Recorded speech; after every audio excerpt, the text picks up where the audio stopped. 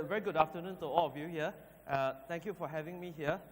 And thank you, Amit, specifically for getting me, flying me all the way in to share some of these learnings and lessons that we have picked up along these 10 years.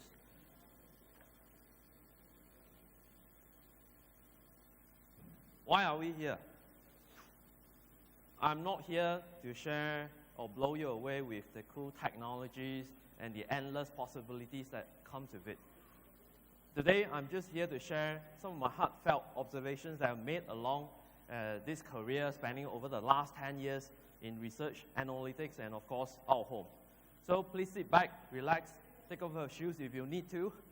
For the next 30 minutes, I will try to share with you 4 ugly truths that we uncovered, and lastly, one ending thought moving forward as an industry. At the end of this session, I do hope some of you will feel more inspired than others to reboot, refine, or even reimagine some of these practices that we have embraced or hold so close to our hearts and mind. Before we get ugly, let me just put some definition to the 3 keywords, buzzwords that we have been talking about, which is digital out-of-home, interactivity, and engagement. Just yesterday, okay, I think after going through so much resources and all, I finally found one definition that sits quite well with me, and that happened to come from Gartner. In 2014, this year, Gartner defines digital out-of-home as hardware, software, services, and services required to distribute content through a series of connected screens in public places. It generally consists of display, media player to push content, and a proper content management system to organize, schedule, and even edit the editorial before going out. Allow me to add to this confusion. Based on one of the media vendors that I spoke to, he shared this with me, and I quote him: digital out-of-home today is like car brands.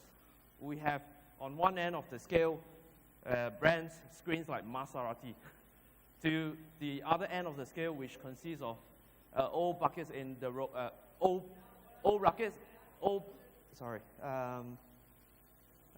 brass bucket over in the slow lane, sorry. So, at the Maserati end of the scale, we can see high screens with high resolution, some installation involving feature motion detection sensors, facial recognition cameras, various NFC and iBeacon light transmitters. But is this definition still valid from a consumer point of view? Personally, I felt this definition has not done justice to the industry. What is digital out-of-home today? Personally, I will just zoom it down to one-liner. Today, digital out-of-home is a screen that is on-site to help brands become more useful, more entertaining, more charming, more playful, to solve some of their constant brand challenges at the right places, at the right time, with the right messaging and the right screens. If you take a look at the 4th icon over there, which includes your desktop, your laptop, your mobile phones, and your tablet. Before we get ugly, let me very quickly share with you the kind of environment that we operate in today. Okay. One, bullish digital out-of-home revenue outlook. This is the latest forecast produced by PwC.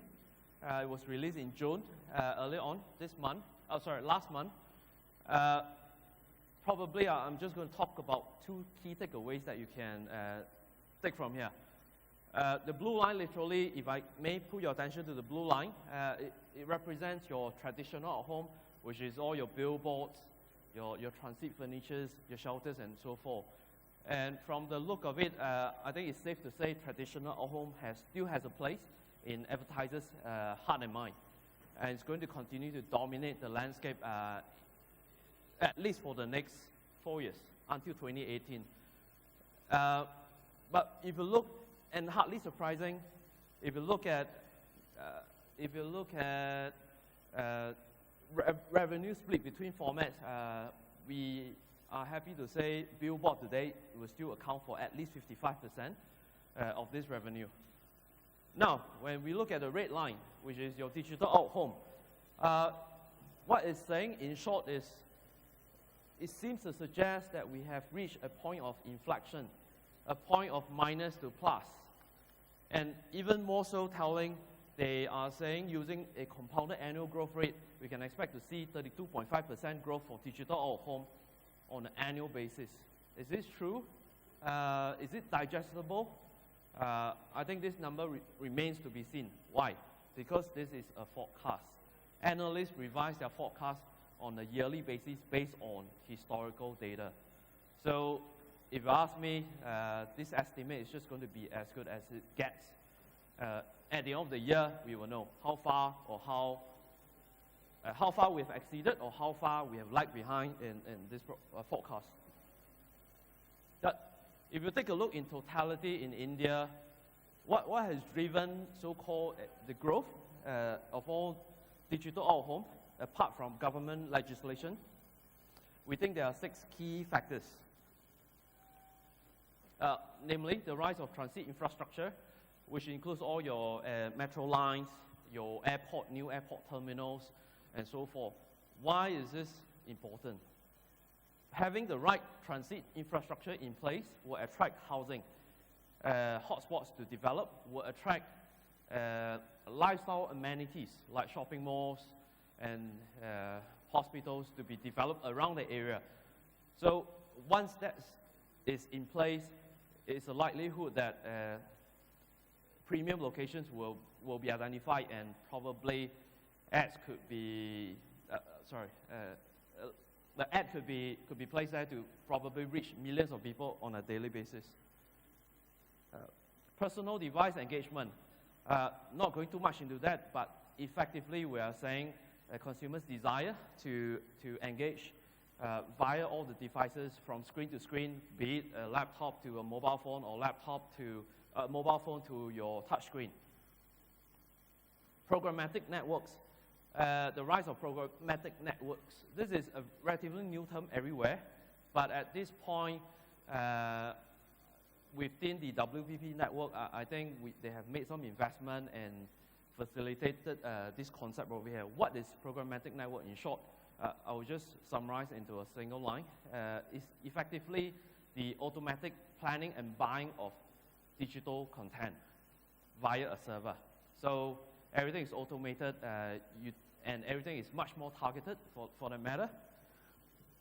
But we have yet to see gain traction in India yet. But in rest of APAC, I think China probably could be the fastest market on board this concept at this point. Improve performance standards, increase transparency and policies with governing bodies from IOAA to AAA India would help probably introduce more, give more confidence among your advertisers to use our home. The rise of e-commerce, and with the recent relaxing of foreign investment, you can expect to see online retailers like eBay, Amazon.com coming in and leveraging on digital DOOH as a result. Why? Okay, as of now, internet penetration and smartphone penetration have not reached the critical level yet. So to a large extent, if they are coming in and if they want people to look at the products and services, it's likely digital screen will be a good avenue for them to get their e-commerce content out there. And lastly, technological improvements in how we see, how we touch, how we feel, how we interact with the eyes, the brains, and so forth. Next, I'll call it connected. There are many terms for this. The most popular one is what people call it the Internet of Things. I call it connected. Why? It's simply how brands are building products, developing products and services to enable connectivity and self-empowerment in many ways. So, yeah. And lastly, your imagination. I'm going to show you a very quick video on what is this. Today, we are at the industry is at capacity to develop screens only limited by your imagination. Okay? This video was actually grabbed from the recent Cannes that happened in France quite recently. Just enjoy the video. Oh, sorry.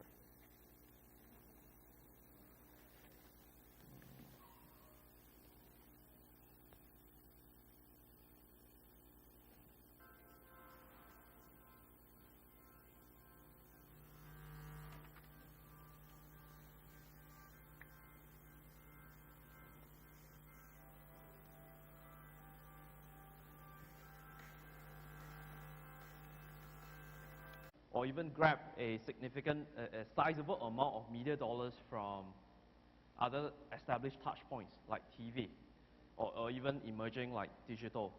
I think we have, sometimes, not all the time.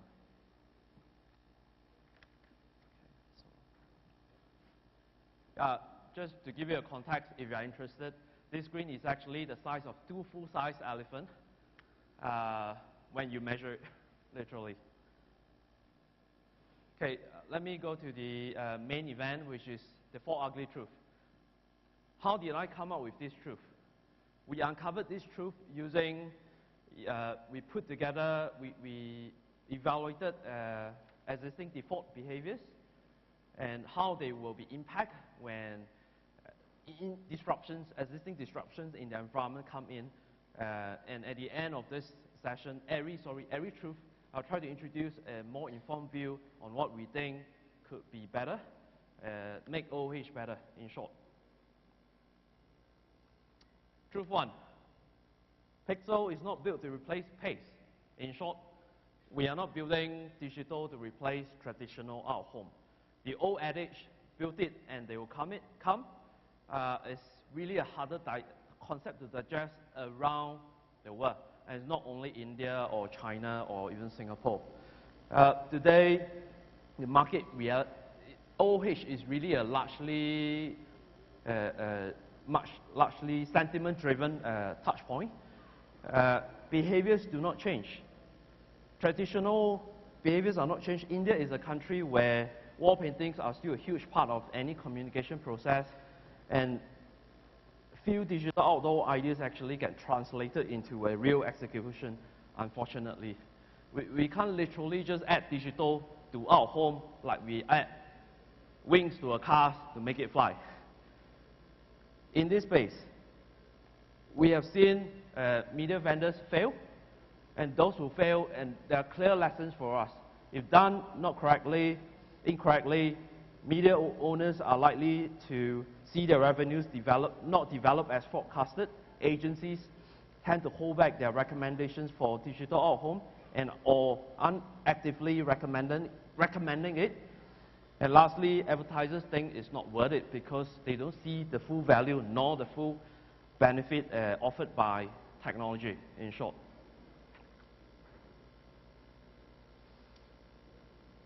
Which brings me to my point. Personally, I think digital out-of-home will continue to command a lower market share than traditional out-of-home. It's not bad, actually. If you think about it, there are some lessons, there are some brands that have successfully turned this around. I love to use Apple as a case study. I think many years ago when Apple first started, nobody had the inkling that they'll grow to be so big, so innovative today. But let me quote Steve Jobs. One of Steve Jobs' response to one of the interviews that he had attended.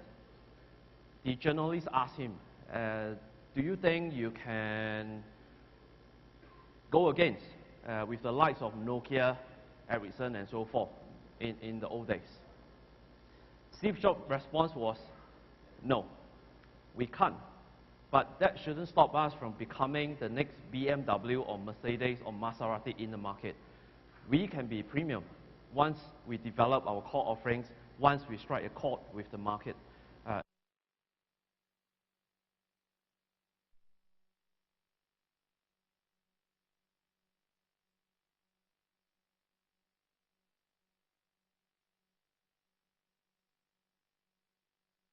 digital out-of-home pie.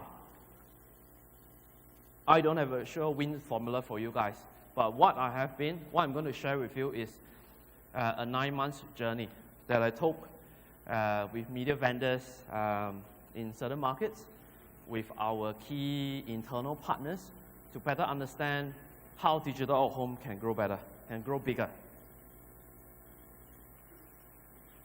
We built a responsive community. Who is in this community? We have media vendors, we have technologists, we have consumers, we have Kinetic people.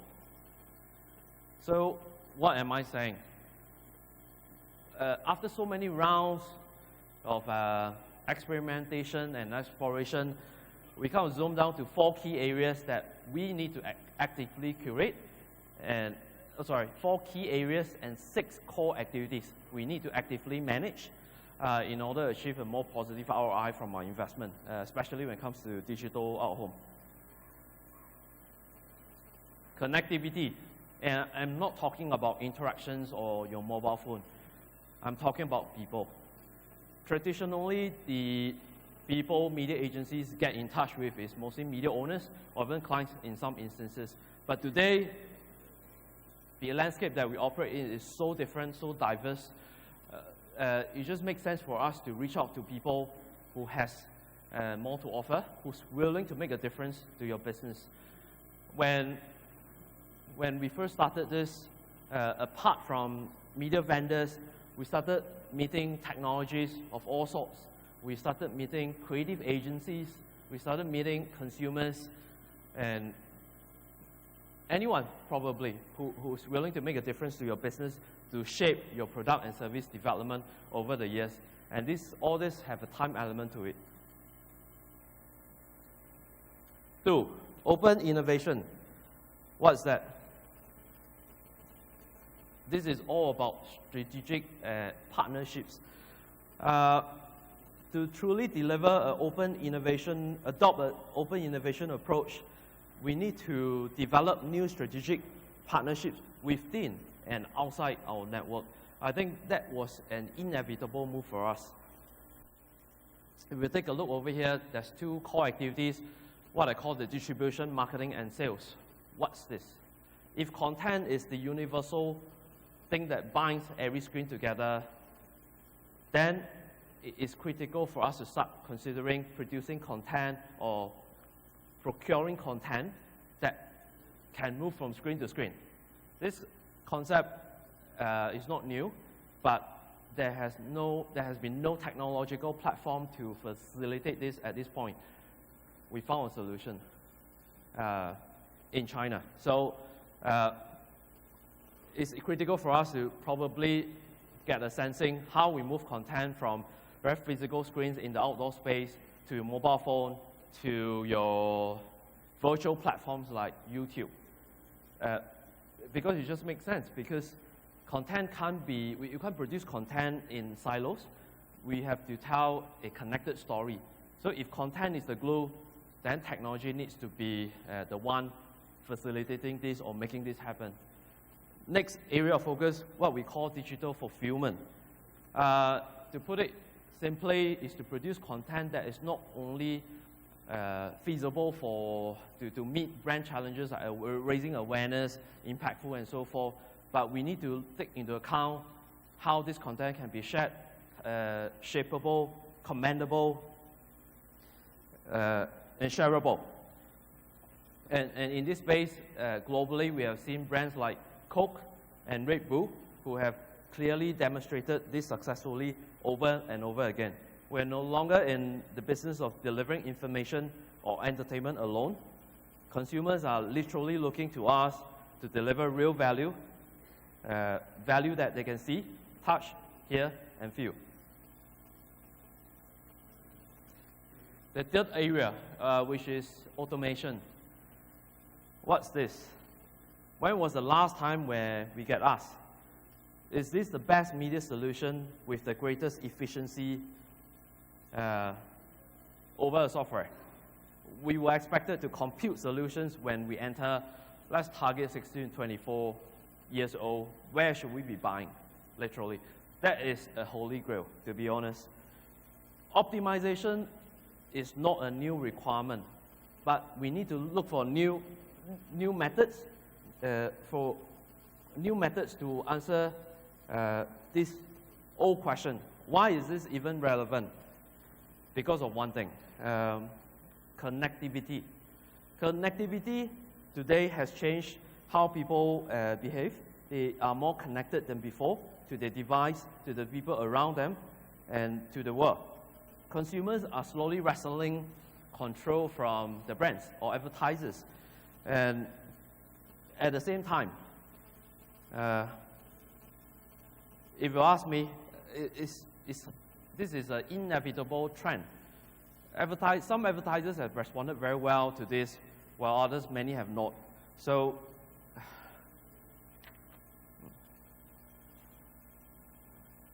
to give you a clear example, let me use my 15-year-old nephew as a case in point. I visit him once a week. He hardly watches any cable TV, much even so with free-to-air TV. He plays PS3 on his TV with his friends sometimes while simultaneously chatting on WhatsApp. When it's all over, he packs a laptop and his phone and head to school. From time to time, he'll go visit YouTube or even Facebook to update his status or even share a video that he finds it interesting. Occasionally, he may use his mobile phones to scan some QR code that dispense some vouchers or coupons. Bottom line is, today, he doesn't care or notice what device he's using anymore, as long as it's connected to consume content. Why is this important? This represents a new generation of audience that we need to engage now and tomorrow. Whoever is Gen Y today will become Gen X tomorrow. So while we can continue to optimize our plans with existing data, I think it's important for the industry to start considering new sources of data to tell a more connected story, to deliver a more addressable target.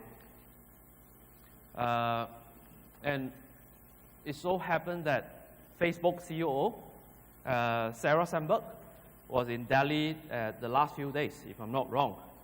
What is interesting about her visit is this. As of today, there's approximately 105 million Facebook users in India. What's even more interesting is the other billion that she's trying to target. At the core of her exercise to empower the whole Indian population to be connected, to be accessing Facebook and all, what's happening at the back end is millions of touch points is being captured every time you use your Facebook. Depending on where you are, you're trying to determine what kind of photos you post online, types of food that you like, the places that you visit when you check in. All this represents very valuable data points for us. If we are in that position currently, we need to be in that position to monetize this shift in data becoming more open, more sizable, more scalable as compared to the traditional mindset, which is adopting spending millions of dollars to invest in a large syndicated studies. While all those are good, but I think sometimes that remains a key barrier when budgets are involved. Yeah. Okay, lastly, which is decision making, which is probably investing in a good platform to deliver a seamless end-to-end control for vendors or even advertisers who need to slot in content in various formats, in different timing, and so forth. And lastly, measurement, which is a proof of play and performance across the multi-screen behaviors that we have seen so far. And rinse and repeat. You can be sure this is not the first framework that you will see, neither will be the last. But we got to start somewhere, somehow, and somewhat more consistently in our approaches by focusing on these 4 areas that we talk about. And if we are able to do that, I think for once, we might just have a good opportunity to deliver significant growth in this space. Truth 2. True engagement is less about best-in-class interactivity features and more about empowered experience. This is pretty self-explanatory, okay? But what is going on globally, or even in India for that matter, is these 2 megatrends that we saw, which is multi-screen and the rise of social validation. Multi-screen behaviors are getting pervasive, not only outside India, but inside India. Based on a latest Millward Brown report, ads reaction report released earlier this year, Indian consumers are found to be a large user of smartphones. They literally spend 162 minutes daily, much greater than the global average, which is only 147 minutes. I talk about social validation. What's this? It's about consumers' desire to be more social, in that sense, from installing any social apps onto their mobile phones, to commenting more, sharing more, liking more, tweeting more. So all these are very evident in this space for the past 2 years. So the next logical question probably for you to ask is, how do we deliver this empowered experience? And to be honest, I have seen tons of models, tons of infographics trying to describe this. How do you do this? But too often, I find them a little too elaborate for the man or woman on the street to understand quickly. So here's my take. Delivering the sweet spot. I think most often when we talk about innovation, when we talk about interactivity, we are often somewhat bounded by what we already know. And we remain, and we are afraid sometimes to step out of this circle. What we did differently was starting with the sweet spot. This is literally the experience that you want to deliver to your audience from the very beginning. Once you're able to do that, there's 3 key universal ingredients that I think will be critical to make this work. One is technology, the right technology to deliver the experience. The right creativity to break out of the normal mode. And lastly, the right type of data to make it happen, for the execution to happen. Okay, I'm sure for you guys who are on, who had the opportunity to read about Cannes award-winning campaigns, I think just 2 weeks ago, there was this campaign by British Airways. I think they won the Grand Prix Direct Awards. Yeah, with the kid pointing up to the sky. I think that was really a very good example how this has worked. I'm going to share with you another example that I found. This is done in Hong Kong. Okay, just enjoy the video.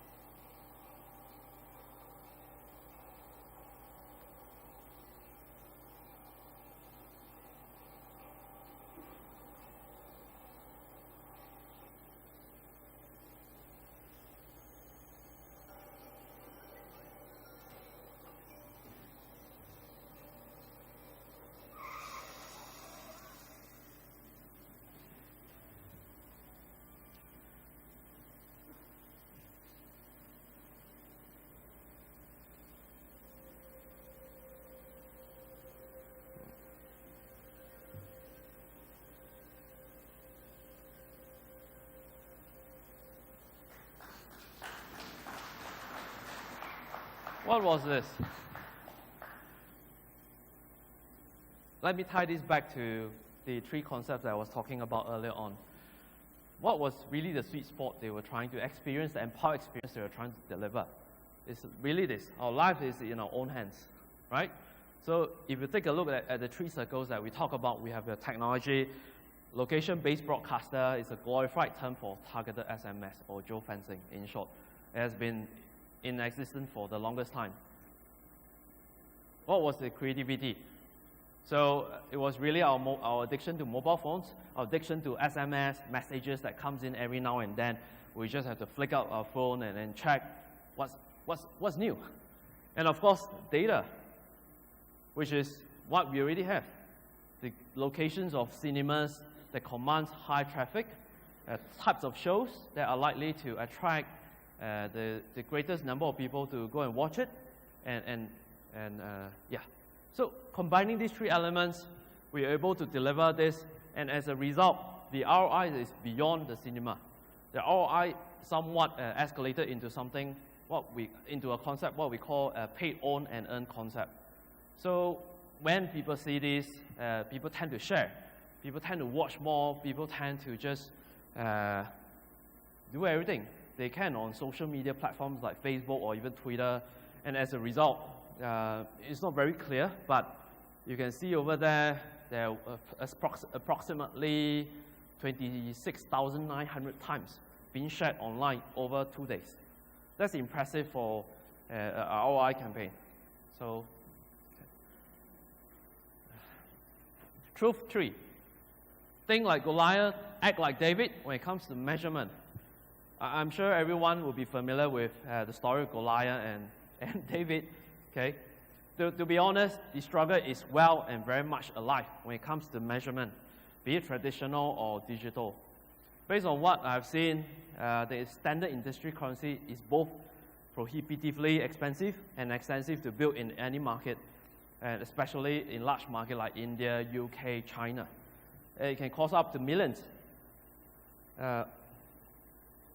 For instance, if we take a look at UK, the UK industry, out-home industry, spent about £19 million over 5 years to develop the largest out-home audience study. While there's no dispute that this study is going to boost the confidence of advertisers, but again, I felt this was just going to be as good as it can be, because not everyone will have that can come up with that level of investment to develop that currency. Is this going to be a game changer when everyone who's willing to pay for access to this data? I suspect, again, it's going to be as good as can be. Don't get me wrong, but large-scale measurement studies like this are going to be effective in giving advertisers the confidence, not the money, to move or shift into our home. I think we are at a tipping point where the industry has to be more open, has to act more like David than Goliath in most instances. How, you ask? Form anonymous new data alliances.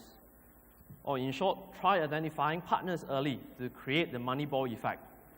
Heard of Moneyball effect? Or have anyone caught that show before?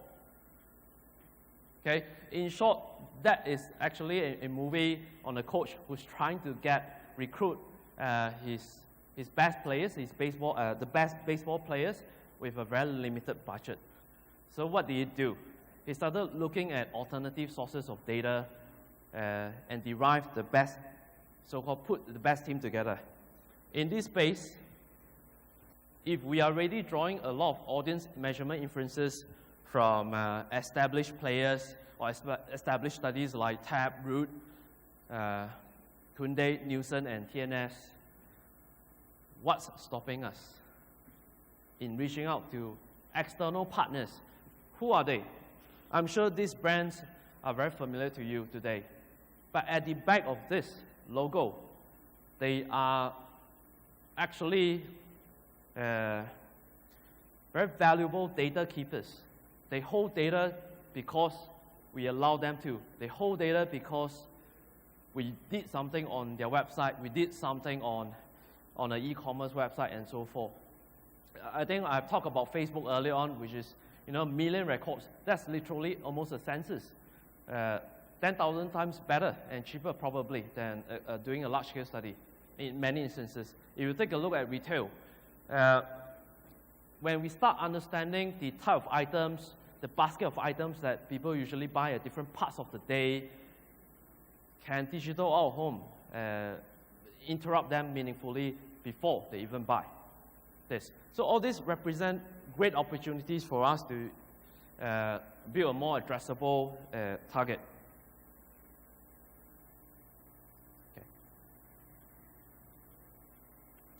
Okay. Truth number 4, superficial demographic boxes will soon evolve into collective sets of experiences, values, and interests. And to be honest, even I myself is guilty of this. We have been too well trained by the industry, by clients, to think we need to define consumers or target audience based on demographic settings, 16 to 24 years old, and not to actually feel them. Feel as in, it's a very qualitative term, but it's never easy to deliver this point. But if you look at the current state of things, I think there is a need for us to do this. Why? Because once in a while, there will always be a trend, a unifying theme, which will get everyone on board, regardless of age, gender, and so forth. So at Kinetic, we do this on a monthly basis. It's very time-consuming, but I think the results were very encouraging at the end of the day. I'm just going to show you one. I'm just going to pick up one of the trends that we pick up for India, I think 2 months back. Selfies. I'm sure selfie is not a new concept to you guys. When was the last time you guys took a selfie before you come here? On the plane, on the metro, inside the hotel room, at the bar, at the event, and all. What does this represent? To me, selfie is beyond taking photos. I believe selfie literally represents Indian consumers' desire to produce an image that comes close to matching our perception of what we think we look in the camera. And hardly surprised, if you look through the space, India's newly elected PM, Modi was really a good example. He started the Selfie with Modi campaign on Twitter. We also saw other brands like Philips, Dove, jumping onto the bandwagon. But even more so, we believe this trend has larger implications for the brands, for advertisers in the very short run. What's this? We think that there are 5 key segments of Indian consumers who are likely to emerge as a development of this selfie rage. 1, selfie celebrity. What's this? Okay. We think India is going to see a new breed of direct-to-digital stars who are different from Bollywood celebrities. Just as reality TV has given rise to a new genre of stars, selfie celebrities will be expanding the definition of stardom in India potentially. Caster, selfie caster. The business of producing 10-second spots to giant posters is far from over, but it's important for us to recognize that now every screen is a destination for people not only to read, watch, but to anticipate and benefit in very tangible terms. Coupon is one, but let's not start with that. Go Low Pro. What's this? It's the rise of a new creator class that is shying away from going pro in the traditional sense in order to go low pro and cash in on the democratizing force and creative freedom of the internet deliver content straight from its sources. If it helps, we are really starting to see this happening in selected parts of the world.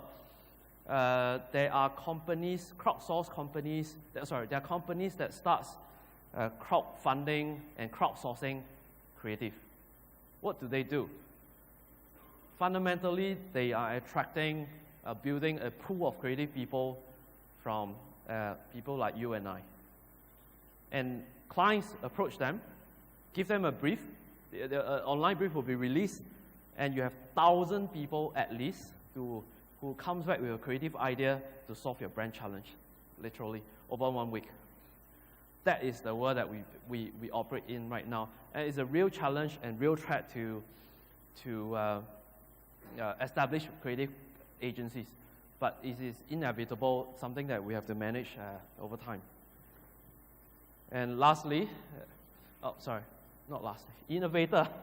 Okay, it's about a new emerging class of Gen X and Y who are uber consumers of imagery, videos, but also the first to experiment with new platforms, create, upload, and share any content they find worthy to share.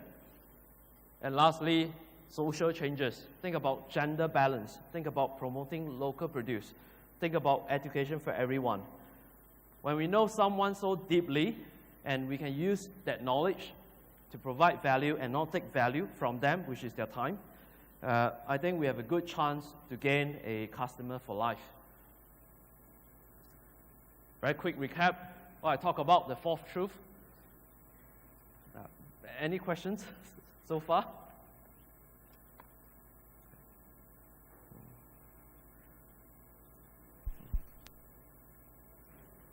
Okay. If you think this is useful, please feel free to share your experience, your comments with us on OAC Facebook page across these 4 teams. And I'll leave you with this. This is a beach photo that I took in Phuket, I think 2 years back. I think at this point, there isn't a lot of evidence on how digital out-of-home can work better or for worse. There's not a lot of evidence to say what is right or what is wrong. But I think sometimes we have to embrace this wholeheartedly. To get across oceans, we need to muster enough courage to lose sight of familiar shorelines. And this is something that I held very close to myself. So, and if the weather and time permits later on, I'm off to take my next beach photo at Goa. So, thank you. Enjoy the weekend.